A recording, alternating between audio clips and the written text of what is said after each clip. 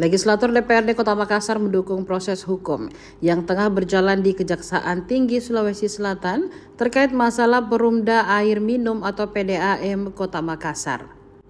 Anggota Komisi B Bidang Ekonomi dan Keuangan DPRD Makassar Basdir menyampaikan kepercayaan penuh diberikan kepada aparat penegak hukum atau APH untuk menelusuri dugaan penyimpangan dana cadangan di PDAM.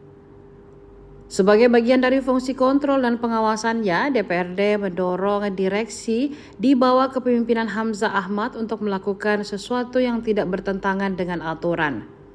Kendati begitu, ia mengaku belum menerima secara resmi dari PDAM terkait kasus hukum yang sedang bergulir di Kejaksaan. Rencananya, Komisi B akan memanggil direksi PDAM untuk menjelaskan akar masalah dari dana cadangan tersebut.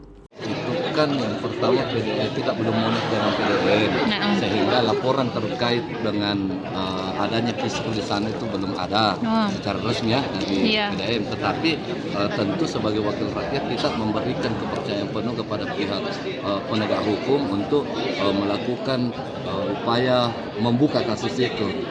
Tidak ada masalah sepanjang itu sesuai dengan plan yang ada, dan di luar itu kami di DPR tentu akan melakukan fungsi seperti yang saya bilang tadi, fungsi kontrolnya, fungsi pengawasannya terhadap perusahaan daerah yang tentu di bawah naungan pemerintah kota. Nah, kita akan dorong direksi baru ini ya silahkan melakukan sesuatu yang kira-kira tidak bertentangan dengan undang-undang, tetapi ketika sudah bertentangan dengan aturan, dengan peraturan daerah, ya pasti akan kami ingatkan, pasti kami akan melakukan fungsi dan kewenangan di DPRD Kota Makassar. Pak, kalau kita melihat soal dana cadangan yang dilakukan direksi lama itu bagaimana, Pak?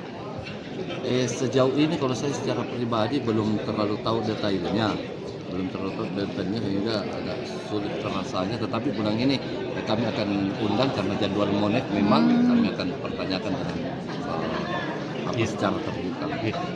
Download Tribun X sekarang. Menghadirkan lokal menjadi Indonesia.